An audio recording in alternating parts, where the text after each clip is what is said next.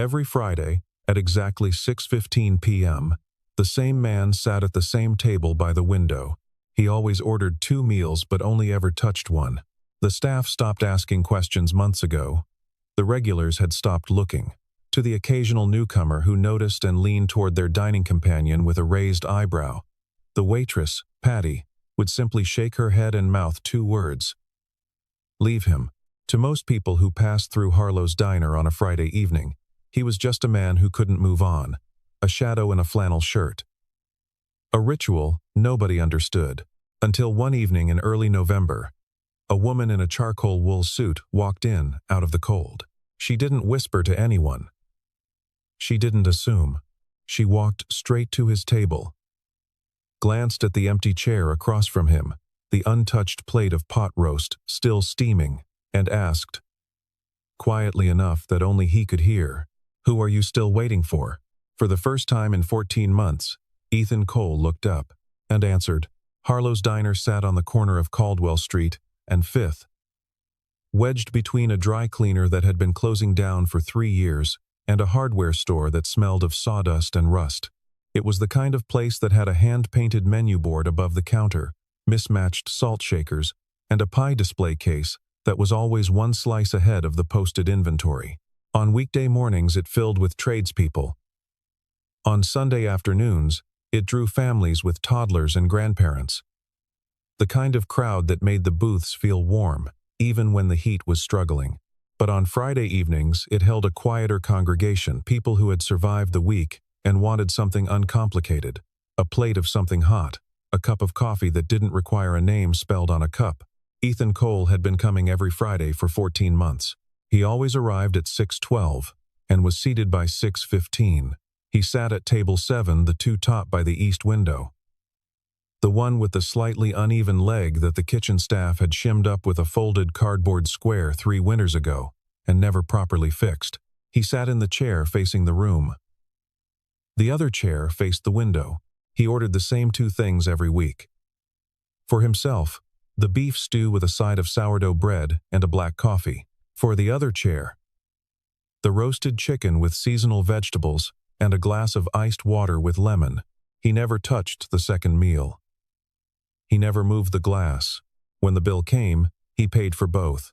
He tipped generously, always in cash, always exactly 22%. Patty, who had been waitressing at Harlow's for 11 years, had stopped trying to talk him out of ordering the second plate after the 3rd week. By the 5th week, she simply brought it out, with the same care as the first. Everything arranged properly, the napkin folded, the utensils aligned. She didn't know why. But she understood, in the way that people who work in diners for 11 years come to understand certain things about strangers, that the why was not hers to hold. Other customers were less patient with mystery. A man named Gerald, who sat at the counter every Friday and ate a French dip with the paper open to the sports section, had once muttered loudly enough, "Some people just can't let go." His wife, who was more perceptive and kinder, had pressed her hand over his and said nothing. A young couple in the back booth had photographed Ethan once, the untouched plate centered in their frame, and whispered about it all through their meal. They left without looking at him again. A woman with a child in a high chair had approached him once, gently, and asked if he was all right. He had smiled a real smile, not the dismissive kind, and said, "Yes. Thank you." She had nodded and returned to her booth, and later Patty had seen her wipe at one eye with the corner of her sleeve. Ethan Cole was 41 years old. He had sandy brown hair that had started going silver at the temples in the last year. He was broad-shouldered and wore the kind of hands that came from actual labor. He ran a residential renovation company, Cole and Sons, which he had built with his father before his father retired to Tucson, and which he now ran with 2 full-time crews and a part-time office manager named Brenda, who sent him emails in bullet points and never required more than one reply. He had a daughter named Emma, who was 6 years old and attended 1st grade at Morningside Elementary. She liked horses, complicated puzzles, and a particular brand of orange crackers that had to be purchased from a specific grocery store 3 miles from their house. He had been a husband for 7 years. He had been a widower for 14 months. His wife's name had been Lily. Olivia Carter did not usually eat at diners. This was not snobbery so much as logistics. Her life had a particular architecture meetings that bled into calls, that bled into working dinners at places where she could order something reliable and keep her laptop open without drawing attention. She was the CEO of Hargrove Industrial Solutions, a mid-sized manufacturing and logistics company that her father had built and that she had spent the last 9 years transforming into something considerably larger. The company had 460 employees across 3 states. She had a personal assistant, a communications director, and a standing reservation at a steak restaurant 2 blocks from her office for the nights she needed to eat without thinking. She had ended up at Harlow's Diner on a Friday evening in early November because her car had a flat tire on Caldwell Street, and while she waited for the roadside service, she had been standing on the sidewalk in a wool suit in 40-degree weather, and the diner's window had been lit up warm and yellow, and she had thought, 20 minutes. Something hot. She had not planned to stay. She had ordered coffee at the counter, then moved to a small table near the front, but the hostess, a teenager named Megan, had steered her toward the back, saying the counter was reserved for regulars on Friday evenings. Olivia had not objected. She had her phone and a folder of quarterly projections and 40 minutes to kill. It was only after she had been seated and had opened her folder that she noticed him. Table 7. The man with the untouched plate. At first, she assumed the other person was in the restroom. She looked up 3 minutes later. Still, no one. The plate had not been touched. The glass of iced water had not moved. The man across from the empty chair was eating slowly, looking out the window, not looking at his phone, not looking at the room. He looked as though he was inside a conversation, the kind of conversation that only one person could hear. Olivia watched him for a moment. Then she went back to her projections. But there was something about the stillness of it. Most people who ate alone at restaurants occupied themselves. They read, they worked, they scrolled, they looked around. This man was simply present, completely, quietly present in a way she couldn't recall seeing in anyone for a very long time. When Patty came to refill her coffee, Olivia asked, casually, "Does he come in every week?" Patty looked at the man at table 7 with a softened expression. "Every Friday." 14 months. Always alone? Patty set down the coffee pot. "That's a complicated question." Olivia watched as the man placed his hand flat on the edge of the table, not reaching for anything, just resting there, as though touching a surface that held a temperature he was trying to remember. Her phone buzzed. The roadside service was 30 minutes out, not 20. She closed the quarterly projections folder. She picked up her coffee cup and walked to table 7. She did not know exactly why. Later, when she tried to reconstruct the decision, she couldn't reduce it to anything satisfying. It was not pity. It was not curiosity. Exactly. It was something closer to recognition, the way you sometimes see a posture or an expression in a stranger and understand, without words, that they are carrying something familiar. She stopped at the edge of his table. He didn't look up immediately. She glanced at the untouched plate, the glass with the lemon slice, the folded napkin that had not been unfolded. "I'm sorry to interrupt," she said. Then, "Who are you still waiting for?" He looked up. His eyes were gray-blue. They were not startled. They were careful, the eyes of someone who had learned to assess a situation before reacting to it. He looked at her for a long moment. Then, very quietly, he said, "Would you like to sit down?"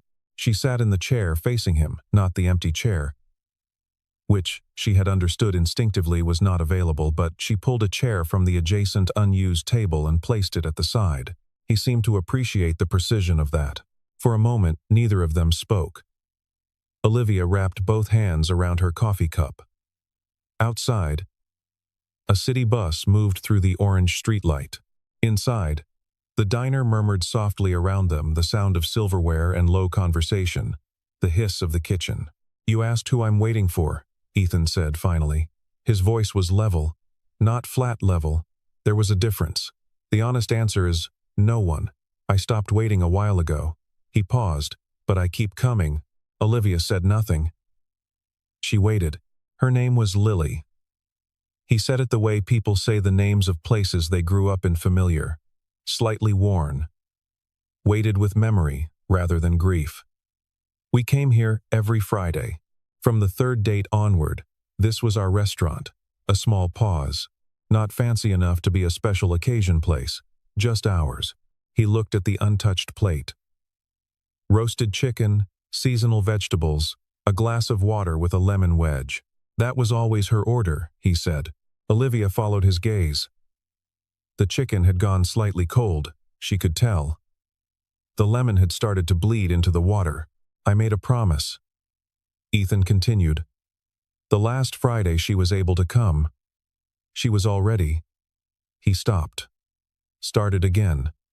We both knew it was going to be the last one. She made me promise I wouldn't stop coming, that I wouldn't make it a place I avoided. He looked back at the window. She said, I don't want you to lose the restaurant too. The diner hummed around them, so I kept coming, he said simply. And I kept ordering her meal. A pause that held no self-consciousness. Maybe it's strange. No, Olivia said. It came out more firmly than she'd intended. He looked at her. I don't think it's strange, she said, more carefully. I think it's the most honest thing I've seen someone do in a very long time. Ethan studied her for a moment. He had, she noticed, the particular quality of someone who listened to what people actually said rather than what they assumed they meant. I'm Olivia, she said. Ethan. Outside, the October wind pushed a scatter of leaves across the sidewalk. Inside, Patty refilled his coffee without being asked, left a second cup for Olivia, and retreated without comment. You're not going to ask me if I'm okay, he said. It was not quite a question. Are you? A corner of his mouth moved, not a smile exactly, but the beginning of one. Most days. That's a fair answer. They sat for another few minutes. The comfortable thing, Olivia realized, was that neither of them felt the need to fill the silence. She had spent her professional life in rooms where silence was treated as a problem to be solved, a gap to be managed. This silence felt different. It felt like two people standing at adjacent windows, looking out at the same rain. Her phone buzzed. Roadside service, 15 minutes. She looked at Ethan. I have to go soon. My car's out front. He nodded. She stood, tucked her folder under her arm. She reached into her coat pocket out of habit. She had a card in there, her business card, the heavy cream stock with the embossed letters, and she held it for a moment. Then she put it back. Thank you for telling me, she said. He looked up at her. That careful, gray-blue gaze. Thank you for asking. She walked back to the counter, paid for her coffee, and went outside to wait in the cold. She did not think about him on the drive home, but on Thursday the following week, she found herself checking her calendar for Friday evening. What Olivia didn't know, what nobody at Harlow's knew, because Ethan didn't talk about it, was that Emma had never come to the diner on Friday evenings. Not once in 14 months. Emma had been 4 years old when Lily died. She was now 6, in first grade, with a teacher named Mrs. Farley, who sent weekly updates home on powder blue stationery. Emma remembered her mother in fragments, the smell of her shampoo, the particular way she folded blankets with one smooth pull. She had not forgotten her mother so much as she was still assembling the memory. The way you slowly fill in a puzzle you've inherited half complete. Ethan's mother, Dorothy, came to stay on Friday evenings. She drove from her house on Langford Road with a casserole dish and a box of those specific orange crackers Emma favored. And she stayed until Ethan came home at 8. She never asked him to justify the ritual. She had been married to his father for 43 years. She understood that some forms of loyalty looked strange from the outside and felt necessary from the inside. He had not brought Emma to Harlow's on Fridays because he could not guarantee what version of himself she would see there. At home, he was careful, steady, reliable, the person she needed him to be. He made her breakfast at the same time each day. Eggs on weekdays, pancakes on Saturday, the orange crackers and yogurt on Sunday, which Emma called a lazy breakfast with complete approval. He read to her every night from the stack of library books they renewed weekly together. He kept the routines tight and the tone warm, because children, he had learned, needed the architecture of normalcy even when the architecture had lost some of its original rooms. He had watched Emma carefully in those first months after Lily died. He had expected the grief to manifest the way adults imagine children's grief openly, through questions, through tears at bedtime. Instead, Emma had grieved in small and precise ways. She had reorganized her bookshelf for no clear reason. She had, for 3 weeks, insisted on wearing the same blue sweater every day. She had stopped drawing horses for a month, and then started again. And when she started again, they were all green, a color Lily had loved, which Emma might or might not have known consciously but clearly knew in some deeper, wordless register. He had learned to read her the way he read old houses. Through the small signs, the things that were slightly off angle, the places where the temperature was different. He had, in turn, let her see him grieve in careful, measured doses. He had cried once in front of her in the kitchen, on a Sunday morning, when a song came on the radio that Lily had liked and Emma had walked over and leaned against his leg without saying anything, and he had put his hand on her shoulder, and they had stood there for 2 minutes while the song played out. He considered it one of the best things he had ever done as a father. Letting her see that grief was survivable, that it came in waves and receded, that you could stand in it and keep standing. But at Harlow's, on Friday evenings, he allowed himself to be a man who was still holding something he hadn't been able to put down. He was not sure it was healthy.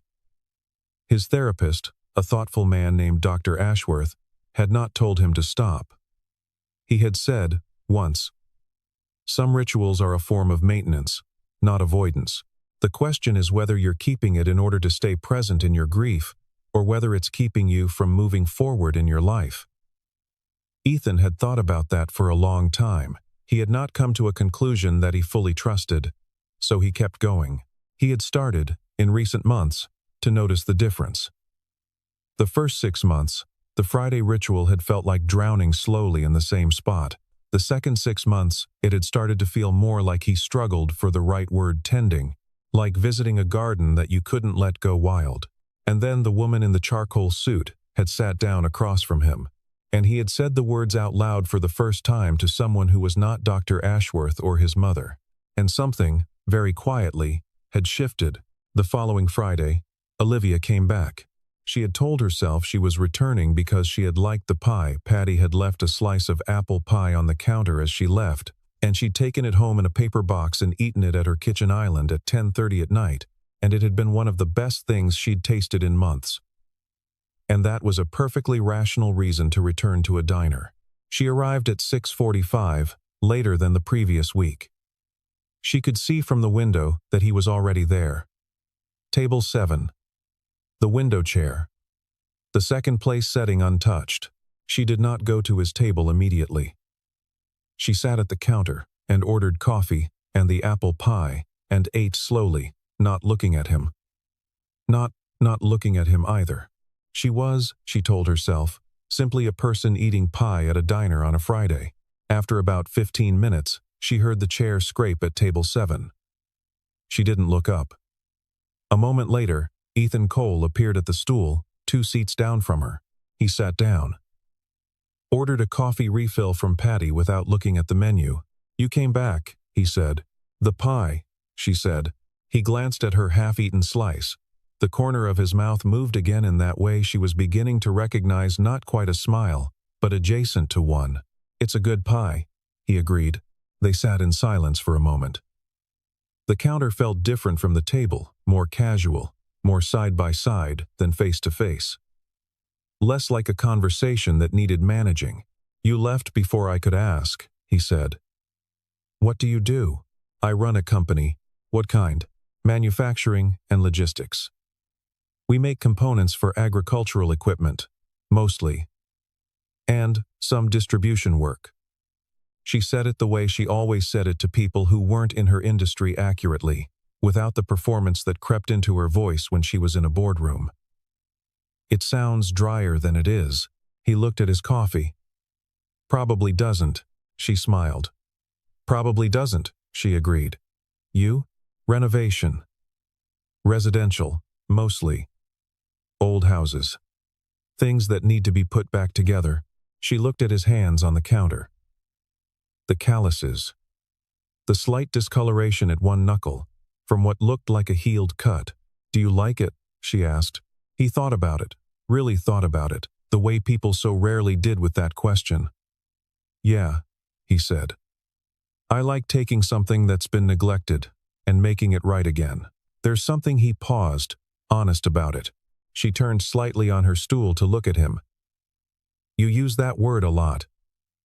"Honest." He looked back at her. "Is that a problem?" "No," she said. "It's just uncommon." 3 Fridays later, they had moved back to table 7. It had happened naturally, without discussion. Ethan had arrived first, as always, and when Olivia came in at 6:40, she had simply walked to his table and sat in the side chair she had pulled over that first evening. Patty had started bringing a third cup automatically. It was, by any measure, a small and quiet thing. 2 people eating dinner on a Friday evening. Talking, sometimes. Not talking, sometimes.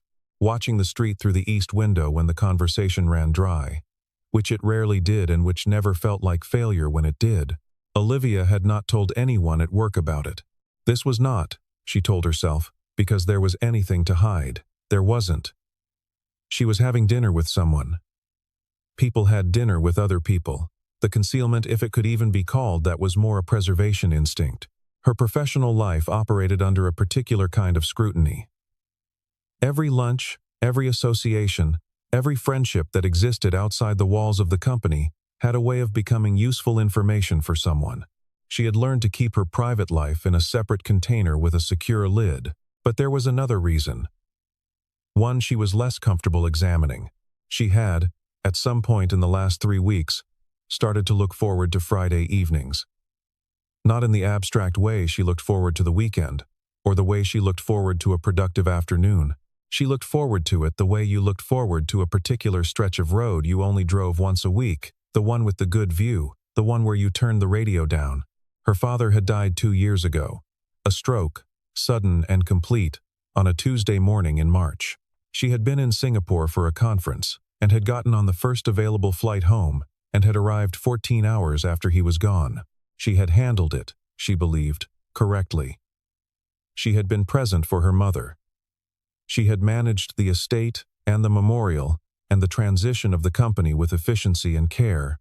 She had taken 1 week of personal leave and returned to work and made the transition look as smooth as anyone could have managed. What she had not done, she was beginning to understand, was grieve. She had managed her father's death with the same competency she brought to a product recall or a personnel crisis. She had treated it as a situation requiring decisive action, rather than a loss requiring time. Ethan hadn't said any of this to her. He hadn't pushed or probed.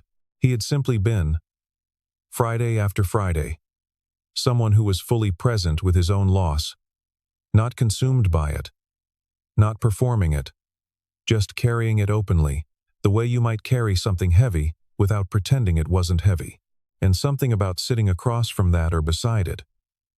Technically, from the side chair, had started to loosen something in her that she had not known was tight. She mentioned her father, finally, on the 4th Friday. Not the whole story. Just, "My father built the company. He died 2 years ago. I never really..." She stopped. Ethan had not filled in the blank for her. He had not said "I understand" or "I'm sorry" or "grief takes time." He had looked at her steadily and said, "Do you come here for the pie?" She had looked at him, startled, then not startled. "No," she said. He had nodded once, as if that settled something. She had driven home that night thinking about the question. Not what he'd meant by it, she understood what he'd meant, but the precision of it, the fact that he had cut straight to the thing she'd been circling without pointing at it directly. He had a way of doing that. Not confrontational, not therapeutic, just clear. The way you reached up to pull a covered lamp cord, and the room simply had light again. She had told no one about her father in this way. Her therapist, during the year after his death, had been thorough and competent, and had helped her develop functional coping strategies, which she had implemented and which had worked, in the sense that she had not fallen apart.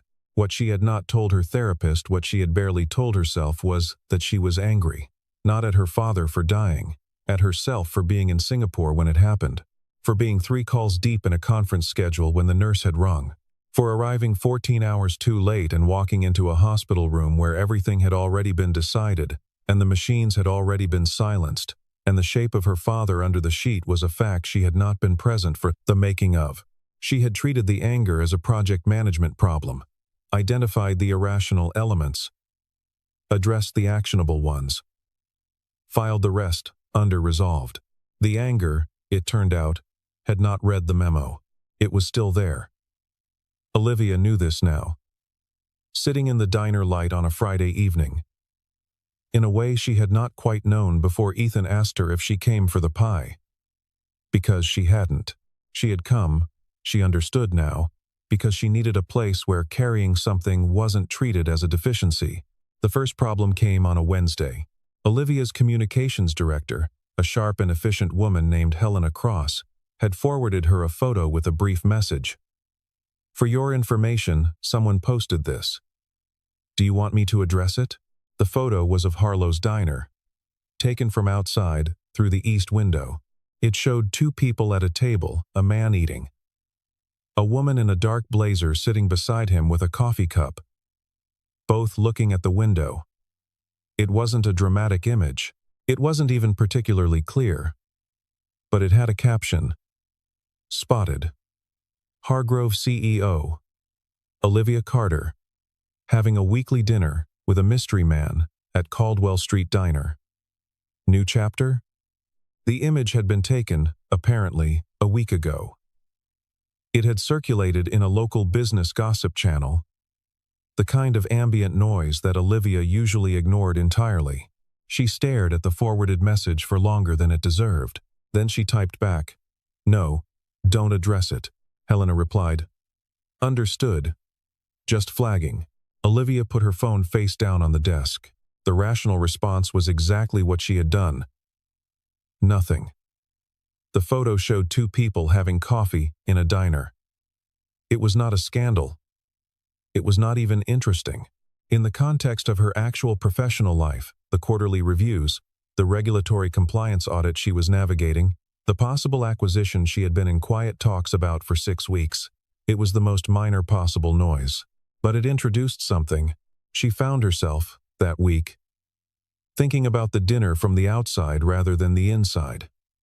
Asking herself how it looked, whether Ethan knew about the company she ran, whether he had looked her up, whether any of this, the weekly dinners, the gradual accumulation of shared Fridays, was something she was building, or something she was merely allowing to happen to her. She had always been uncomfortable with that distinction.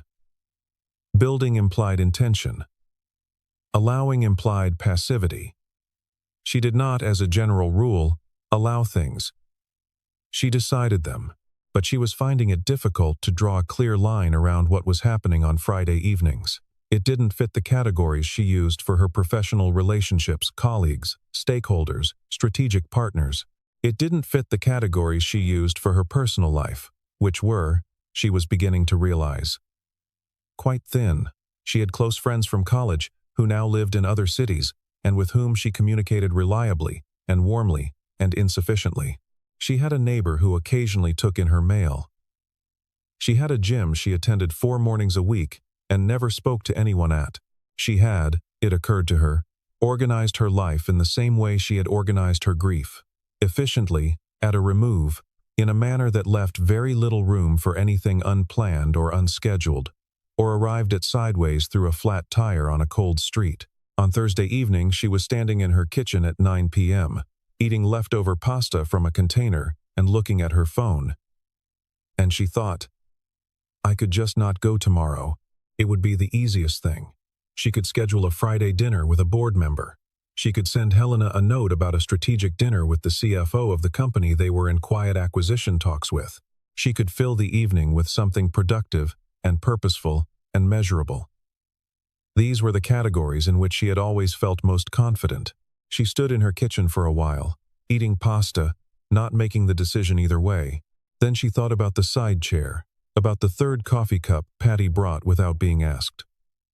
About Ethan saying some rituals are how you stay honest with yourself. He hadn't said it to her. He'd said it, she thought, to himself half out loud. On the second Friday, when she'd asked if he ever thought about stopping, he'd said it quietly, to the window, as though he was reminding himself. She put the container down. She went to bed early, and Friday morning she did not schedule anything for the evening. The third week of November, Ethan wasn't there. Olivia arrived at 6:45, a little later than usual, delayed by a call that had run over, and table 7 was empty. Both chairs facing the room. The folded cardboard shim still under the leg. The salt shaker in the center where it always was. No second place setting. Patty saw her looking and came over. "He called this afternoon," she said quietly. "Said he wouldn't make it tonight. Family thing. Is he okay?" He didn't say otherwise. Patty paused. "You want your usual spot?" Olivia sat at the counter. She ordered the beef stew, Ethan's order, though she didn't realize this until halfway through, and the apple pie, and ate alone, facing the mirror behind the counter. She looked at herself in the distorted chrome surface, slightly warped, slightly golden in the diner light. She thought about the fact that she didn't have his number. They had been having dinner together for 5 Fridays, and she didn't have his number. She didn't know his address. She knew he had a daughter named Emma, and that he ran a renovation company, and that he drove a dark green truck that he parked on the side street. She knew that his wife had liked roasted chicken and iced water with lemon, and that the last Friday they'd had dinner together here, he had made a promise. She knew the shape of his grief more precisely than she knew his last name. She left Harlow's at 8 and drove, without entirely deciding to the address she had found earlier that week, not intrusively, just. The company Cole & Sons was registered, and the address was a matter of public record. A house on Sycamore Lane, in a neighborhood of older homes with good bones and mixed condition yards. The kind of street that her renovation clients usually lived on. She sat in her car in front of the house for a moment. The lights were on. The porch had a small bench and a pair of child's rubber boots on the step. A jack-o'-lantern still sat by the door, a month past its season, slightly sunken, beginning to cave. She was about to leave. "This is strange. You barely know him. Go home," when the front door opened. Ethan stepped onto the porch. He saw her car. He was still for a moment. Then he stepped down to the walk. She got out. "I'm sorry," she said immediately. I don't know why I came." He looked at her without alarm.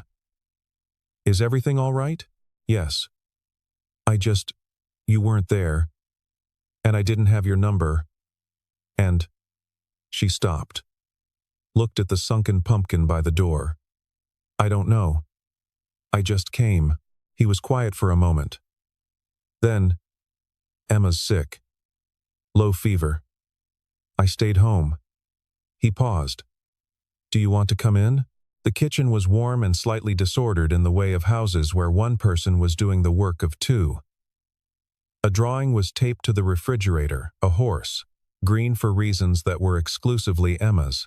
A library book about rivers was open on the kitchen table. The specific orange crackers were in a plastic bowl on the counter. Emma was on the couch in the living room, wrapped in a fleece blanket, watching a nature documentary with the sound low. She looked up when Olivia came in. She was small for 6, with her father's gray-blue eyes and brown hair that was coming out of its braid, in the way of a braid that had been slept in. She looked at Olivia with the frank, unhurried assessment that children applied to strangers. "This is my friend Olivia," Ethan said.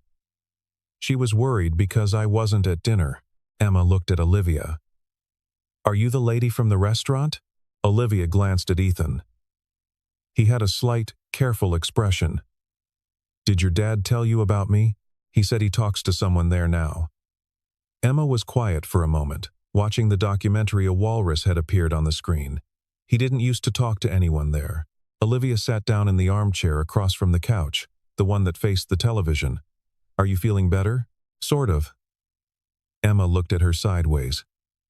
"My throat hurts when I swallow, but not when I don't." "That's very precise. My dad says you have to be specific." Ethan appeared from the kitchen with a glass of water and a small bowl of crackers for Emma. He handed them over with the practiced efficiency of a parent whose child had very particular requirements, and sat on the couch beside her. Emma adjusted the blanket to incorporate him without taking her eyes off the walrus. Olivia watched them. There was something in the way they existed together, the easy physical proximity, the small adjustments, the way Emma occasionally looked up at her father not for reassurance but simply to confirm he was still there, that was both ordinary and enormous. It was the texture of daily life, the kind that was invisible from the outside until you were inside it. She thought of her own apartment. The clean surfaces, the organized kitchen, the calendar on her phone that told her where she was supposed to be and when. She thought of the efficiency with which she had organized her life after her father died, how she had, within a year, redesigned her personal space so that nothing in it would require her to miss anyone. "Miss Olivia?" Emma said. "Yes? Do you come to the restaurant because you miss someone too?" The room was very quiet. Ethan looked at his daughter, then at Olivia. Olivia sat for a moment, with the question its pure, unguarded accuracy. "I think," she said slowly, "I came because I met someone who reminded me that it was okay to." Emma considered this. The walrus on the television dove into dark water. "My mom used to say that missing someone is like," Emma looked at the bowl of crackers, choosing her words with great care. "It's like having a room in your house where the light doesn't work, but you still go in there. You just go in there in the dark." The room was very still. Ethan's hand was resting on his daughter's knee, and he wasn't looking at Olivia, and his jaw was very quiet. And Olivia thought, he carries this every day. He carries it, and he shows up and he makes her breakfast, and reads her library books and buys the specific orange crackers, and he does all of it while the light doesn't work in that room. "That's a beautiful way to say it," Olivia said. Emma looked at her. "My dad taught me that." He looked up then, and Olivia held his gaze for a moment, just a moment, and something passed between them that was not romantic in the conventional sense, not yet, but was something possibly more durable: recognition, the understanding that both of them had been walking around their respective houses, occasionally finding themselves in the dark rooms, and had, finally, found someone else who understood what that meant. He came back the following Friday. Olivia was already at table 7 when he arrived. She had, for the first time, arrived before him at 6:10, settling into the side chair, ordering her coffee before he walked through the door at 6:14. Patty had raised her eyebrows very slightly and said nothing. He stopped when he saw her. Not with surprise, he had known she would be there, but with something she was learning to read in him. The small, considered pause before he let himself feel something. He sat down. Patty brought the beef stew, the roasted chicken with seasonal vegetables, a glass of water with lemon, and 2 coffees. The second place setting was there, as always. Untouched, as always. The napkin folded. The utensils aligned. But tonight there was something new. Beside the side chair, where Olivia sat, there was a third place setting. Not ordered, Patty had simply added it. A small, deliberate gesture of inclusion that required no discussion. Ethan looked at it, then at Olivia, then at the second setting across from him. "I told Emma about this place," he said. "What did she say?" "She said she wants to see where the light is." Olivia looked at him. "She meant," he started. "I know what she meant," Olivia said. He was quiet for a moment. Outside, the street was lit amber, and the first real snow of the season was beginning, fine, thin, the kind that landed on coat sleeves before you noticed it. Inside, the diner held its warmth, its particular Friday evening sound of silverware and low conversation. "I've been thinking," Ethan said. He turned his coffee cup slowly in his hands. "About what Lily would think of this." He glanced at the second setting. "She would have—" He stopped, a small movement at the corner of his mouth. "She would have liked you." She liked people who said what they meant. Olivia looked at the roasted chicken, the glass of water with the lemon wedge, still floating. "I've been thinking about my father," she said. It was the most she had said about him since that first mention, 3 Fridays ago. About the fact that I didn't give myself any time to actually miss him. I just kept working. She paused. "I think I was afraid that if I stopped, I would fall behind. And by the time I looked up, I'd be so far behind I couldn't recover." Ethan said nothing. He listened. I don't know if I can do what you do, she said. Come every week. Order the. She stopped. You don't have to do it the same way, he said. There's no one right way. He looked at the window. I came here every week for over a year before I said one word about it to anyone who wasn't paid to listen. A pause. You showed up and asked. That's a different thing. I'm not sure it was brave, she said. I think I was just cold and my car had a flat tire. This time, he smiled. A full one, the kind that reached his eyes. It changed his face, entirely opened it. Made him look younger and more tired at the same time. In the way that genuine smiles sometimes did on people who had forgotten how to use them. You asked. He said. That's all it takes, sometimes. The snow was picking up outside. Soft and consistent now, the way of a real snow that would stick. The window was beginning to blur at the edges with it. I want to bring Emma, he said. Next week. If that's, yes, Olivia said. Without hesitation, he nodded. Patty came by, refilled both coffees, glanced at the untouched second plate as she had done for 14 months, always without comment, and then did something she had not done before. She reached over, gently, and moved the napkin of the second setting from the folded position to the open, spread-flat position, the way you'd do it for someone who was going to eat. Ethan looked up at her. It's just different, Patty said simply. She topped off his coffee and walked away. He looked at the open napkin for a long moment.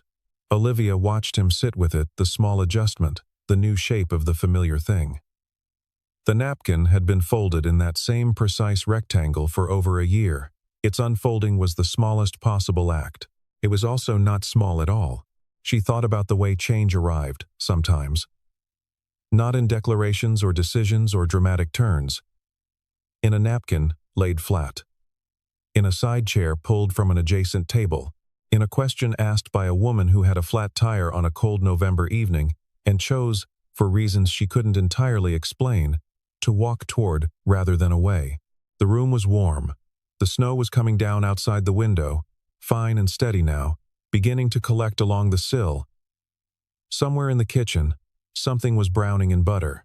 At the counter, Gerald was reading his sports section and eating his French dip and minding his own business, which Olivia had come to appreciate about Gerald. I kept the promise, he said quietly, not to Olivia, exactly, to the window, to the street, to the empty chair across from him that had held, for 14 months, the weight of what he refused to forget. I kept every single one. He placed his hand on the table flat, palm down, the way Olivia had seen him do in those early weeks, touching the surface, testing its temperature. I just didn't know, he said, that a promise can hold more than one person. Olivia looked at the open napkin, at the lemon floating in the glass, at the man across from her who had sat alone every Friday for over a year, not because he was broken, but because he was keeping faith with a memory. With a woman who had known him well enough to ask him not to disappear, with a version of love that didn't require the other person to be in the room. She knew you, Olivia said.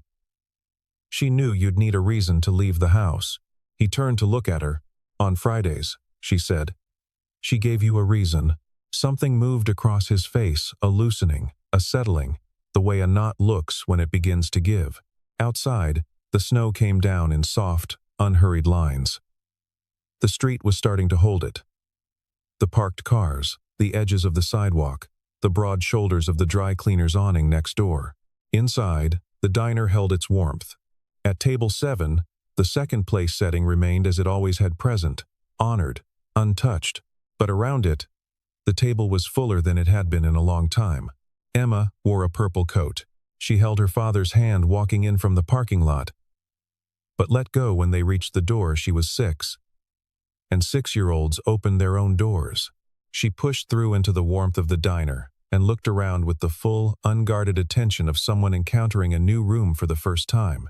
She took in the pie case, the hand-painted menu, the mismatched salt shakers, Patty behind the counter, who caught her eye and smiled. Then Emma looked at table 7 and at Olivia, who was already in the side chair with her coffee. Emma walked to the table and studied it.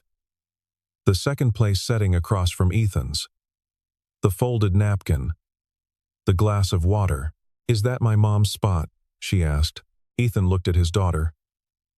"Yes." Emma pulled out the chair beside the second setting, not across from it, not on top of it, but beside it, and sat down. She folded her hands on the table and looked at the place setting the way you looked at a photograph, carefully, with the knowledge that looking was an act of respect. "Hi," she said quietly, to no one in particular, to something in particular. The diner moved around them, warm and unhurried. Patty arrived. She set down menus, looked at Emma, and said, "What can I get for you, sweetheart?" Emma looked at the menu with the concentration of someone who took decisions seriously. Then she looked up. "Can I have the roasted chicken?" Ethan's hand was flat on the table. Olivia was looking at her coffee. Patty's expression was steady and warm, the expression of a woman who had been a waitress for 11 years and had learned that some moments required nothing except your full, quiet attention. "Of course you can," Patty said. Emma nodded, satisfied, and turned her gray-blue eyes to Olivia. "Dad says you had a flat tire," she said. "I did. That was lucky," Emma said. Olivia looked at her.